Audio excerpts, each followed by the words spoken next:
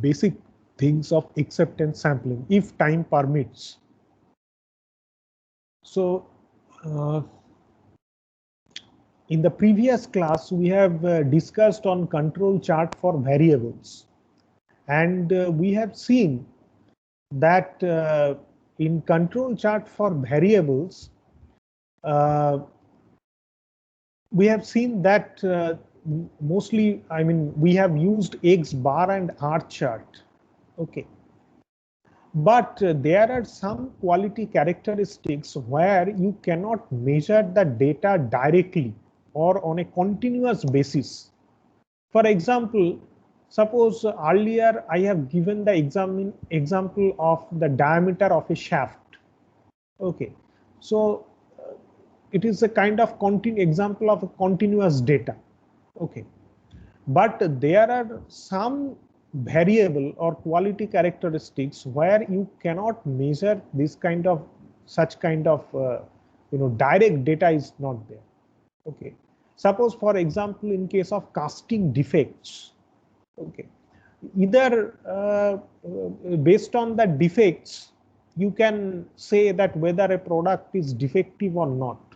Okay, and you can judge whether you will accept the product or you will reject the product. Or suppose for example in case of a service industry, based on the quality of service you may determine whether you will accept the service or you will reject the service. Okay, so these kind of things happen where you need to take decisions dichotomously. It's not kind of continuous data. Okay, so in that cases, control chart for attributes are used, and that's why it is known as control chart for attributes. It is not for as such the variable. There is actually difference between variable and attribute. Attribute means it is actually very general type of terminology, or here the quality characteristics, the attribute refers to those quality characteristics that conform to specifications or do not conform to specifications. Okay, so in that case you use control chart for attributes. And apart from that, there are also some variables where you can implement control chart for attributes. Why? Because to to to save time and money. Okay, because usually what happens in a particular product or in a particular part, you will have lot of variables. Now if you try to go through the X bar and R chart, you need to have X bar and R chart, or you need to implement X bar and R chart for all the variables, which will actually increase your cost and it will take a huge amount of time. So that's why in order to reduce the cost and time, you can go for control chart for variables. Okay, here there are four different types of charts we used: P chart, NP chart, U chart and C chart. P chart and NP chart, we use for measuring defectives. Earlier I have given the definition of defectives and defect. If a particular product or an item contains at least one defect, it can be treated as a defective. It may be treated as a defective product or defective service. Okay, but it may contain more than one defects. One product or one service may contain 8 or 9 defects. Okay, so defect and defective are not same.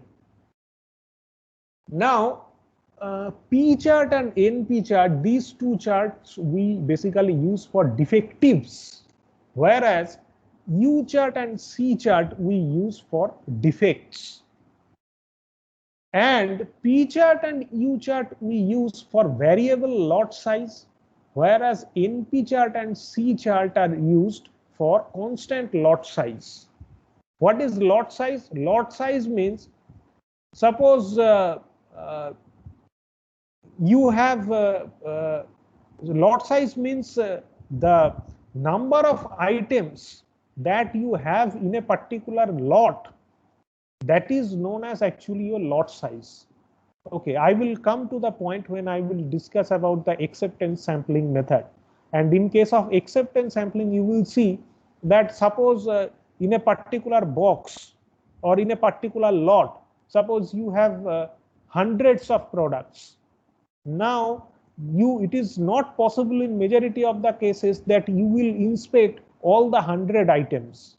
You will only choose 5 or 6 sized items. There are, how to choose those items, there are calculations against it. I will discuss those things later. But some of the items you will choose, which will be termed as sample. You will do the sampling testing, and there will be some cutoff value. For example, suppose your cutoff value is 2. Okay, and now if you see that out of 5 samples, you have 2 products are defective. Okay, then you may accept the lot.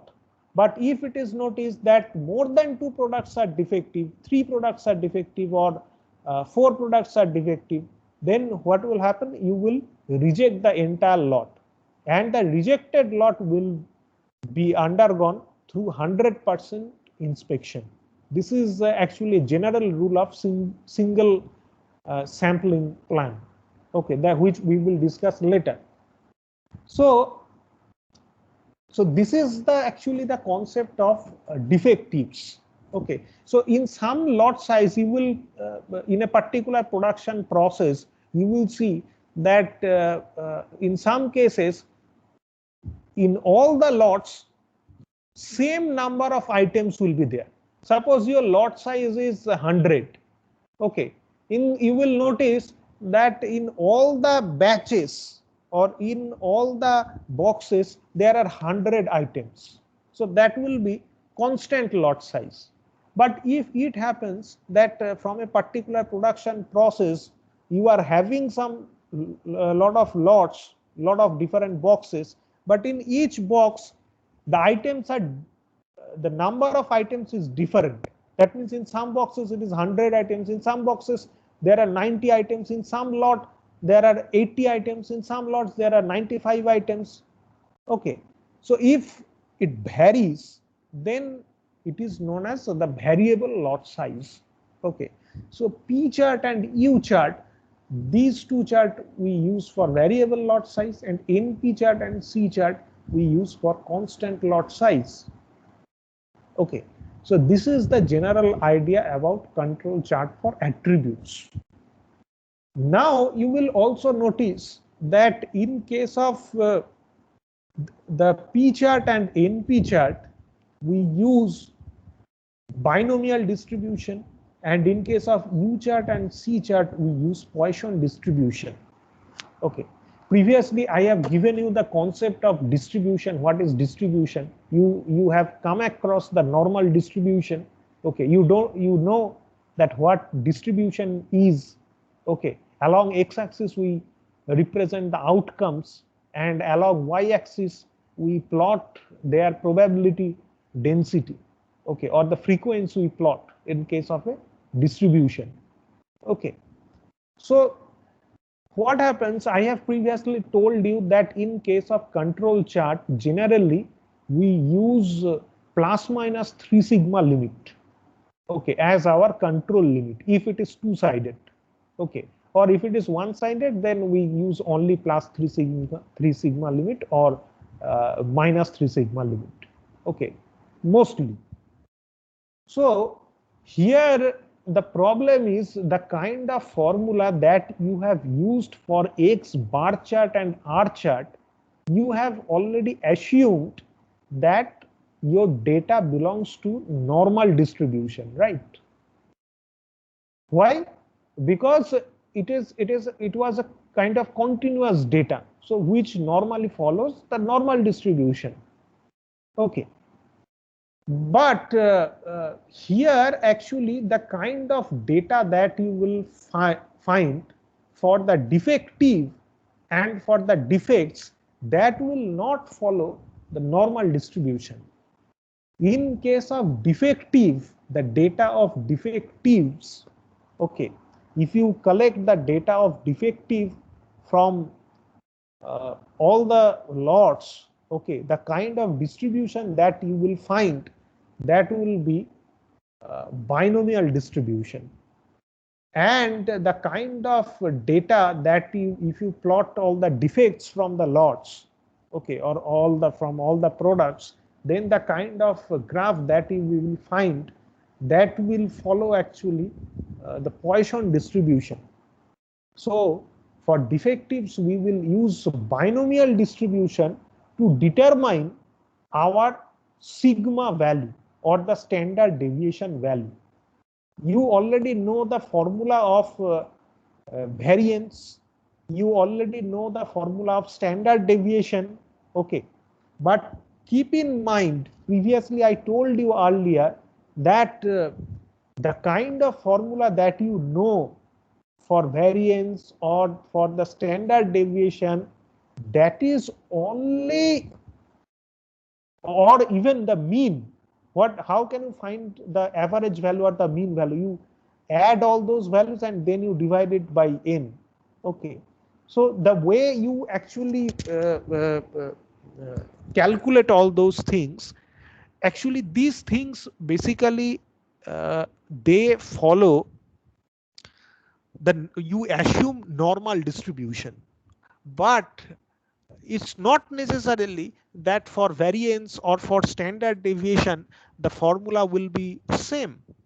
Okay, it may follow if your data belongs to a different distribution, okay, other than normal distribution, then the formula may be different, the standard deviation formula or the variance formula.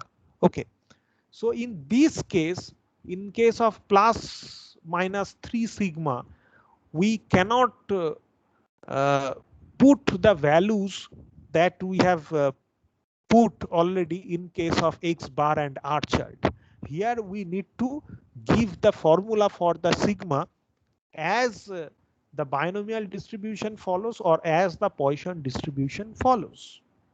Okay, and both type of distributions, binomial distributions and the Poisson distributions, both are not actually continuous distribution. They are a discontinuous type of distribution. Okay. So I have given some slides of binomial distribution and Poisson distribution. They are actually discrete distribution. Binomial distribution and Poisson distribution, they are discrete distribution. Suppose normal distribution, or suppose standard normal distribution or Z distribution, F distribution, chi-square distribution, T distribution, or the exponential distribution, they are continuous type of distribution. But binomial distribution and Poisson distribution, they are discrete type of distribution. Okay. So just have a look at the example of binomial distribution. It describes discrete data. It means situations where there can be only two results in a random experiment. Example, pass or failure, compliance or non-compliance, yes or no, confirming or not confirming, like that. And in this case, if P is equal to probability of success and Q is equal to probability of failure, then Q is equal to, we can write 1 minus P, and here the mean is given by n into P and the standard deviation is given by root under npq. Okay, here n is equal to total number of observations. So if X be a binomial random variable, what will be the probability of X? It is given by n dash divided by X dash or X factorial into n minus X factorial into Px to the power X into Q to the power n minus X. Conditions for applying binomial distribution: Each trial has only two outcomes. The probability of the outcome of any trial remains fixed over time, and the trials are statistically independent of, and the outcome of one does not influence the outcome of the other. Okay. So this is the general concept of binomial distribution. Now, if you want to know that how these formula are derived, then you can go through. There are some uh, uh, any standard statistics books you can follow, or there are also YouTube videos are there by means of which you can find out that how this formula is derived. But for our case in total quality management in this course, the derivation of the formula is not required. We need to understand the concept of binomial distribution and where it is actually applied. Okay. So basically you can understand that binomial distribution, it is I would like to give an example. The idea will be clear. Suppose let x is equal to number of questions answered correctly. Now you have suppose 10 number of questions, n is equal to 10, and the probability is 1 by 4 is equal to 0.25 because each question is having 4 options A, B, C, D. So how to determine what will be the probability to get no answers correct? What will be the probability to get one answers correct? Like that. So you put here x is equal to 0 or x is equal to 1, n is given, the p is also given here 0.25, and if put all these values and you will be getting the probability that no answer correct or one answer correct, two answers correct, three answers correct, you can determine the probability. So in this way binomial distribution is actually applied.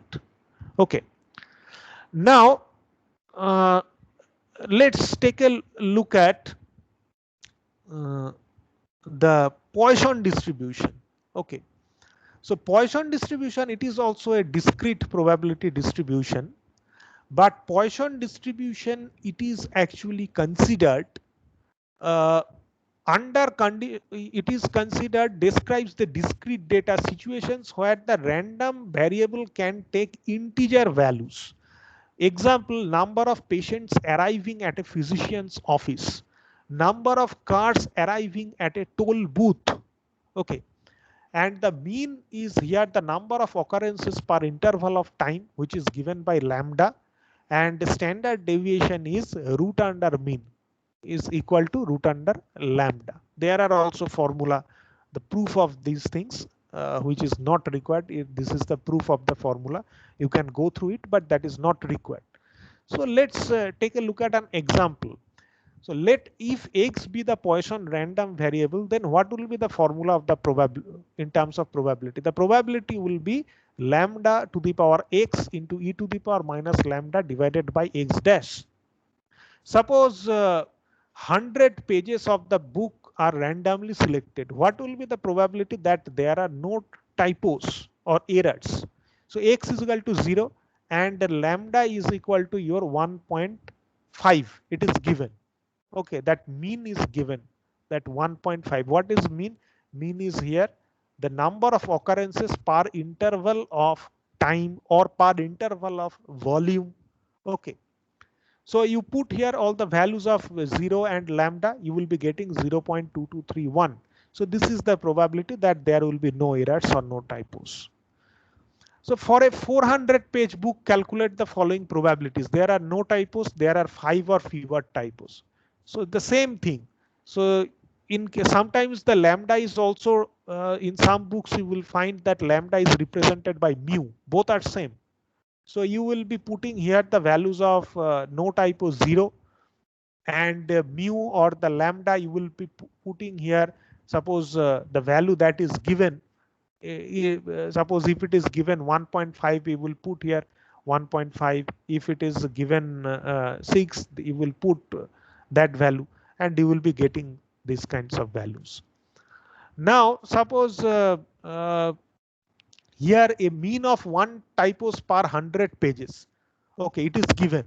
So you need to calculate how many typos will be there for 400 pages. So for per 100 pages, if there are 1.5 typos, then for 400 pages there will be 6 typos. So you will be plotting here 6. Okay, and you will be getting this. This is the probability that you will have no typos or error. Now, what will be, there are 5 or fewer typos. So in that case, you will have to calculate first the probability of uh, having 0 typos, then you will have to calculate the probability of 1 typos, then you will have to calculate the probabilities of 2, 3, 4, 5, and then you will be getting the, if you sum it up, then you will be having the probability for 5 or fewer typos. Okay, or if it is only 5, if it is asked that what will be the probability of having 5 typos, then you will only use the probability of, you will put here x is equal to 5 and you will be getting the probability. But here the question is given 5 or fewer, so you will have to consider also 0, 1, 2, 3 and 4. Okay, so in exponential distribution, this is not like the earlier distributions, like the discrete distribution. Exponential distribution is a continuous distribution. It is used to model the behavior of units that have a constant failure rate. Suppose the time to failure of electronic components, the time between customers' arrivals at a terminal, the time of radioactive nucleus decay, the distance of a photon travels in a medium before colliding with dust particles. Okay, and here also, mean is given by 1 by lambda.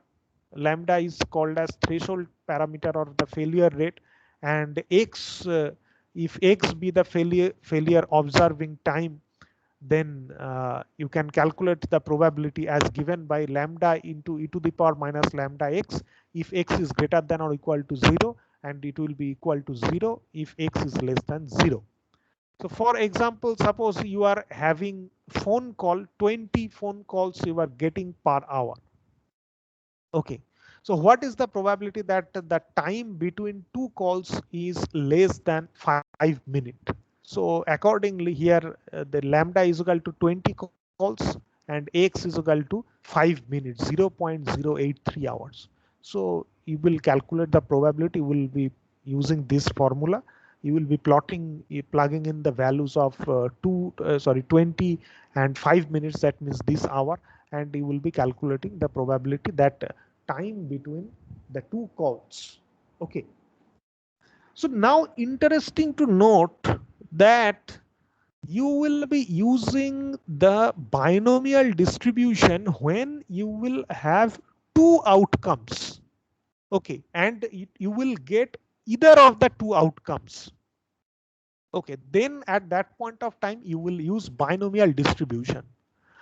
Now you just think about the defectives. Okay, why we use binomial distribution for measuring the defectives? Because you can have, suppose you are judging a product, it may be defective or it may be non-defective. There are 2 outcomes.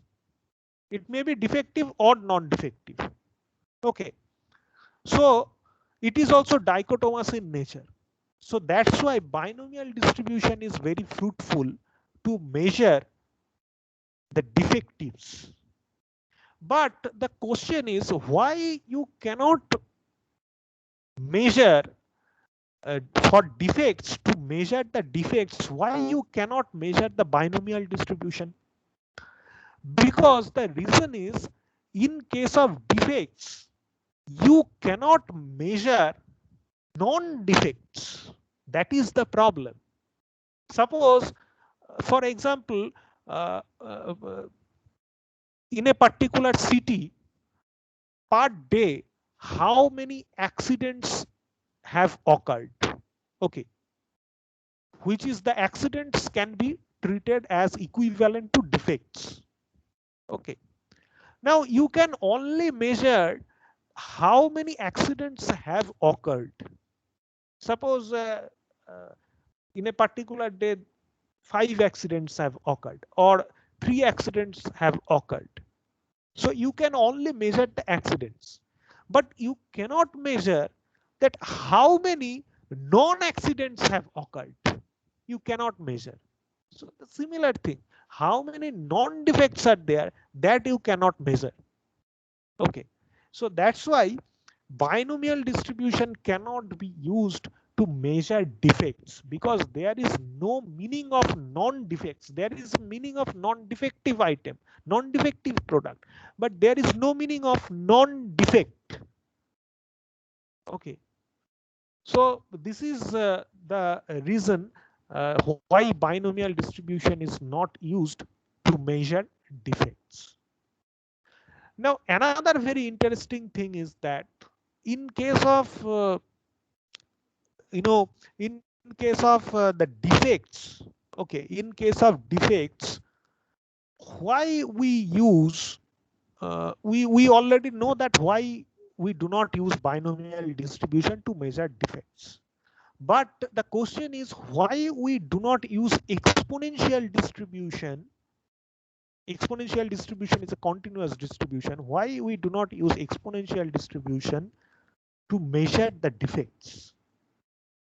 The reason is that in case of exponential distribution, okay, you basically consider the time per the events occur. Okay, so for example, how many calls, sorry, how many time you are spending between two calls. If you deal with this kind of thing, then you go through exponential distribution, where or when you want to calculate the probability of time. You can see this example, that what is the probability of that time between two calls is less than 5 minutes.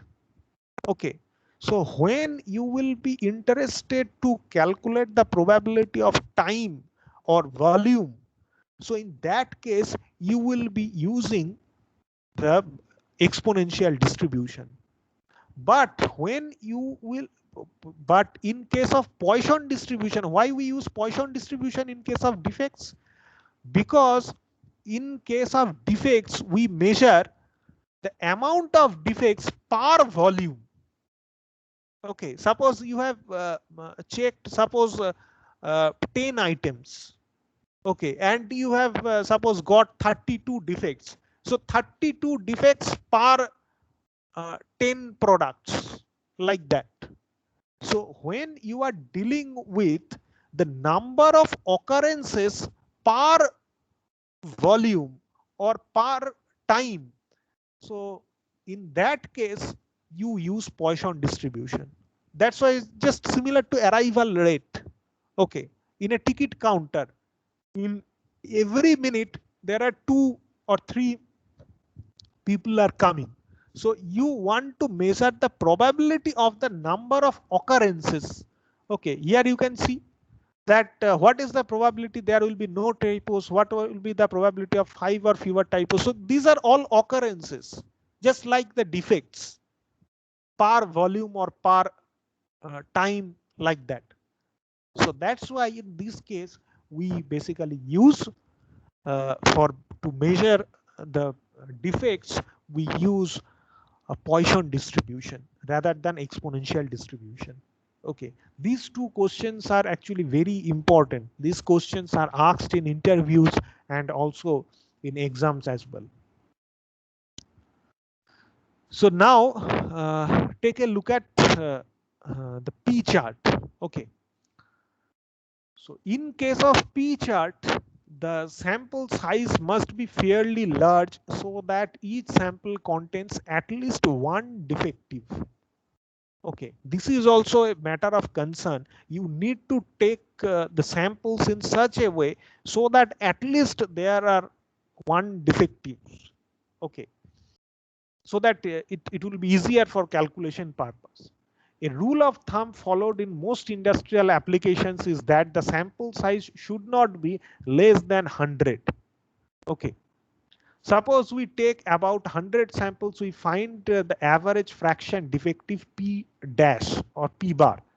This is the central line, or P dash you can say. P dash may be defined as the ratio of the number of defective articles found in any inspection to the total number of articles actually inspected in a sample. Fraction defective is always expressed as a decimal fraction. We assume normal distribution for the fraction defective. Data of these 100 samples. Note that though this is a typical case for the application of the binomial distribution, we can approximate the distribution to a normal distribution when NP greater than or equal to 10. If this requirement is met, then based on the normal distribution assumption, we set the limits for the upper and lower control as follows. Okay, in case of NP is greater than or equal to 10. So what will be the case you see? So P is the fraction defective and P bar is equal to the average fraction defective. Now P is equal to, if you have a look at the formula of the P chart, the upper control limit is given by P bar plus 3 sigma into P, which will be equal to P bar plus 3 into root under P bar into 1 minus P bar divided by N. Central line is equal to P bar. Okay, this is the average number of defective items in each sample after observing all samples. The lower control limit P is equal to given by P bar minus 3 sigma P is equal to P bar minus 3 root under P bar into 1 minus P bar divided by N. Okay. Now the question is, so here P is equal to the fraction defective and P bar is equal to the average fraction defective. Now the question is that how this formula is actually derived. Okay, so we have seen in binomial distribution that P is actually probability of success. So we can, and Q is equal to the probability of failure. So P can be given, P can be treated as P dash divided by N. What is P dash? P dash means average number of defectives divided by N. N means the average number of samples. That is actually your N. And Q is equal to probability of failure. Q dash is equal to average of non-defective items, and N is equal to average number of samples. Okay. Now the mean is given by N into P. The mean is given by N into P. You have seen in binomial distribution. Okay. Mean is given by N into P. So here also you do the same thing. N into P means P dash divided by N. So you can write P dash divided by N. N and N will cancel. So mean will be P dash. Standard deviation, the formula is root under NPQ. Okay, root under NPQ. This is your formula, root under NPQ. So you put it here. N into P means P dash by N. You write into Q means Q dash by N is equal to N into P dash by N. N and N will cancel. Q dash means 1 minus P, 1 minus probability of success. Okay, divided by N.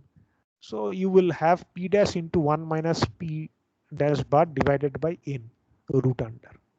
Okay, so this will be the formula for the standard deviation, and you will put this value here. So the derivation of the formula is not required. It's just for the sake of your understanding purpose, I have given that. what you require, that is how to solve the particular problems. This is the required actually.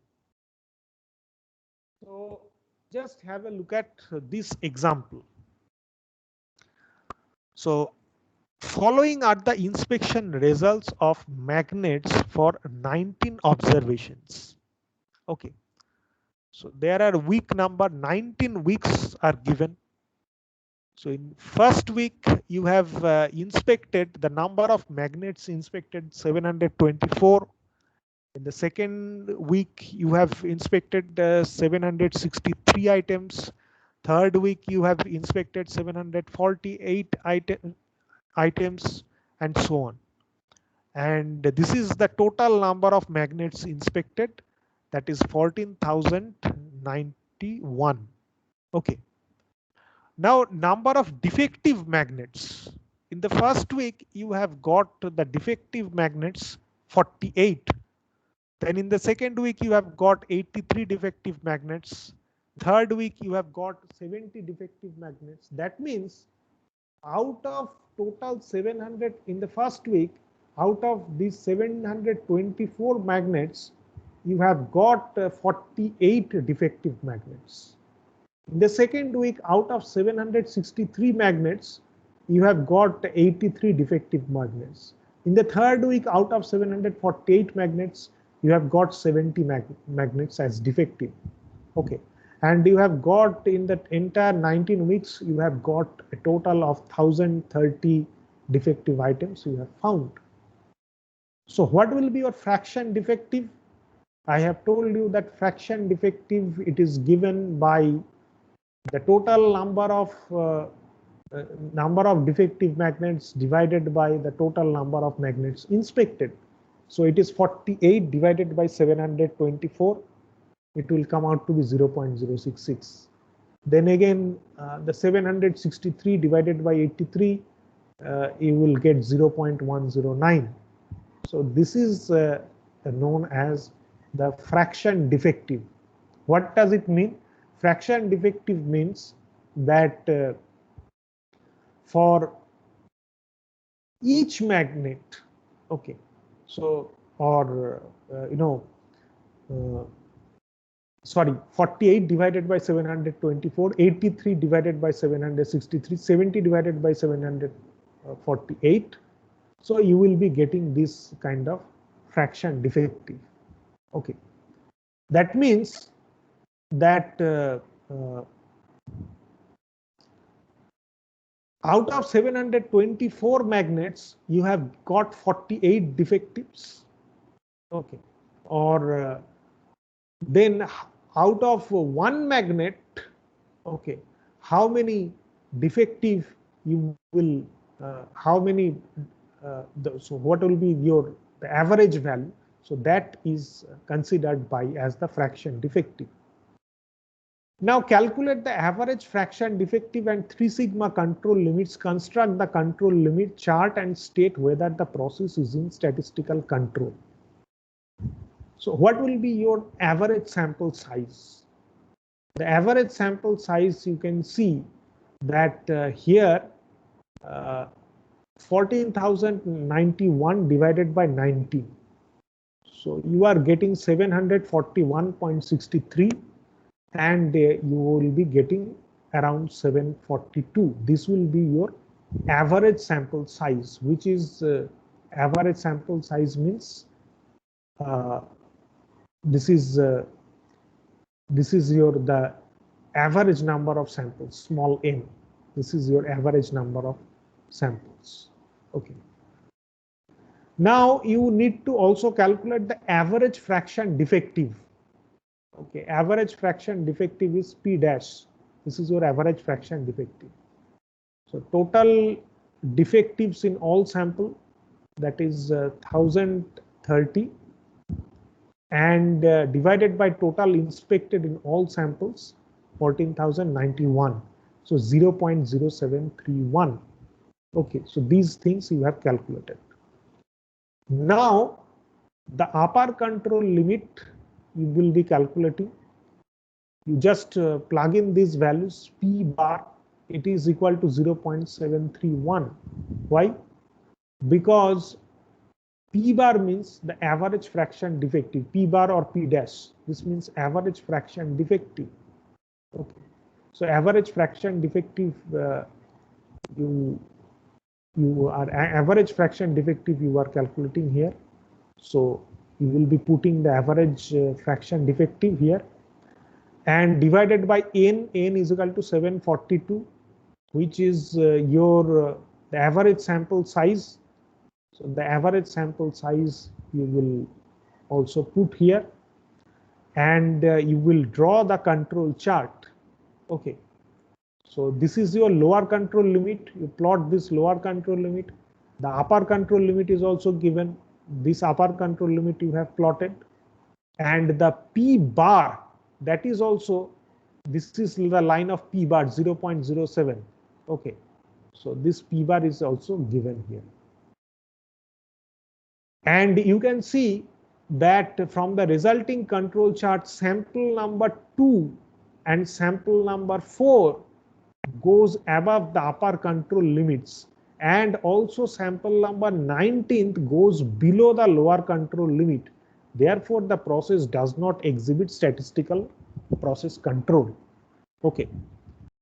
So you can see that P bar chart, you have plotted all the values of the P bars.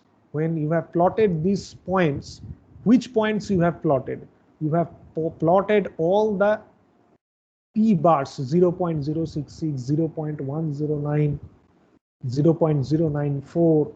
So all these values, all these P bars you have plotted here.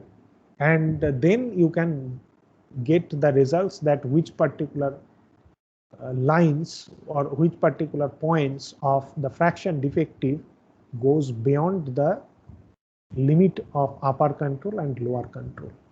Okay. So now the question is that if in your exam these types of questions are given, then how to solve the problem in a general way? See, when these kinds of problems will be given, you need to notice two things first. One thing is the problem is given based on defects or defectives, that you first notice. You can see here that this fraction defective you need to calculate. It will not be given in the question. In the question, these 3 columns will be given, but this column will not be given in the question. So you can clearly understand that here it is mentioned that number of defective magnets, these are given. Okay. So that means this problem deals with the defectives, not defects. You can understand. Then the second thing you should notice at the lot size, whether it is a varying lot size or whether it is a constant lot size. You can see that the number of magnets inspected per week or at each trial, the number of magnets or the number of products that is inspected, that is different. So it means here your lot is varying. 724 here, that is your lot size. In the second week your lot size was 763. In the third week your lot size was 748, and so on. So your lot sizes vary. Okay. So if your lot size is varying, okay, and the problem is a defective oriented problem, then obviously you should use P chart. Okay, because I have told you that you see this matrix, 2x2 matrix. The P chart is used for variable lot size and for defectives. So you will be using P chart. Now, in order to draw a P chart, these are the formula. This formula you need to remember. Now, in this formula, it asks you to calculate the P dash value. That means the average fraction defective values. Okay, and also the N value. That means the average sample value. So that's why you are here. You are actually calculating the average number of samples that is inspected, and the p dash value, that means the average fraction defective items, okay, that you are calculating here. So automatically this formula will ask you that which particular things you need to do. So whenever you will be doing average sample size, you will calculate it, you need to divide it by the 19. Okay. And whenever the average fraction defective, you can only calculate if you can calculate the average fraction, the fraction defective of each week, then only you can calculate the average fraction defective. Okay. So, and alternatively, you can take this average, you can also calculate, and also you can calculate 1000 divided by 14,901. Whatever you wish, you can do. But these values are also required. Why? Because in this chart, you will have to plot the P bar chart. So P bar means you need to calculate, P bar means the fraction defectives in each and every case. Here the case is weak. So you need to calculate, obviously, all the fraction defectives you need to calculate. Otherwise, these fraction defectives are nothing but P bar. And this chart is about P bar. So unless you calculate the P bars, all the P bars, you cannot plot these points. Okay. So in this way, these problems need to be solved. Okay. So I am going to stop the recording now.